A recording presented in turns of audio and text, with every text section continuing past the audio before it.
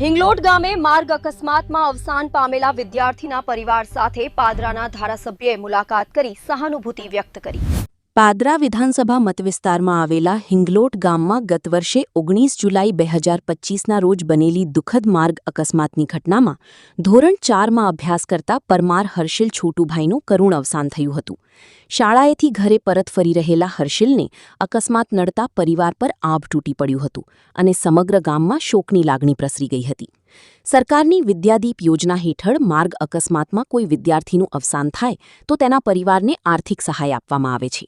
આ યોજનાનો લાભ હર્ષિલના પરિવાર સુધી પહોંચાડવા માટે પાદરાના ધારાસભ્ય ચૈતન્યસિંહ ઝાલાએ જરૂરી કાર્યવાહી હાથ ધરી હતી, જેના પરિણામે પરમાર હર્ષિલ છોટુભાઈના પરિવારને વિદ્યાદીપ યોજના અંતર્ગત ₹2 લાખની સહાય મંજૂર કરવામાં આવી।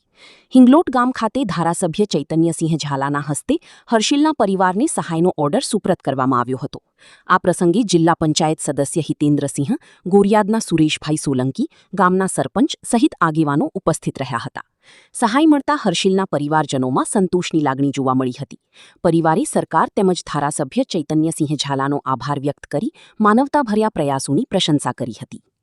ગુજરાત સરકારશ્રીની વિદ્યાદીપ યોજના કે જેમાં માર્ગ અકસ્માતમાં કોઈ વિદ્યાર્થી અવસાન પામે તો તેને સરકાર સહાય કરતી હોય છે। આવો જ એક બનાવ મારા પાદરા વિધાનસભા વિસ્તારમાં હિંગલોટ ગામે બન્યો હતો। ગત વર્ષ 19/7/2025ના રોજ હિંગલોટ ગામે રહેતા હર્ષિલ કુમાર અમિતભાઈ પરમાર કે જેઓ ધોરણ 4માં અભ્યાસ કરતા હતા અને શાળાથી પરત ફરતા તેઓનો માર્ગ અકસ્માતમાં અવસાન થયું હતું। આ અવસાન માટે પરિવારે એમનો દીકરો ખોયો છે અને તેમને સાંત્વના પાઠવી હતી।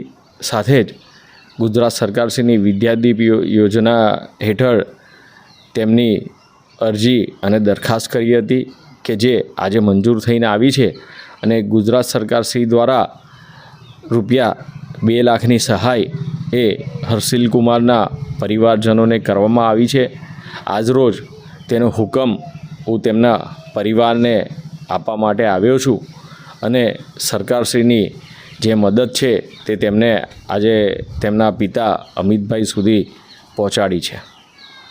મારા ગામ હિંગલોટ ખાતે જે 1 વર્ષ પહેલાં જે પરમાર હર્ષિલભાઈ જે 4થા ધોરણમાં ભણતો હતો, જે સ્કૂલેથી પરત આવતા તેમનું જે એક્સિડન્ટ થતાં જે મૃત્યુ પામેલ હતા, તેની જાણ ધારાસભ્યને જે તે ટાઈમ પર થઈ હતી અને તેમણે ગુજરાત સરકારમાં આગળ આ વાત પહોંચાડી હતી અને તેના બદલામાં જે છોકરાને જે વળતર મળવા પાત્ર હતું તેનો ₹2 લાખ રૂપિયાનો ચેક ધારાસભ્યના અથાગ પ્રયત્નથી આ ગરીબ પરિવારને આજરોજ ધારાસભ્યશ્રી દ્વારા આપવામાં આવે છે। તે બદલ ધારાસભ્યશ્રી તથા જિલ્લા પંચાયત સદસ્ય, તાલુકા પંચાયત સદસ્ય તમામનો હું સર્વેનો આભાર માનું છું।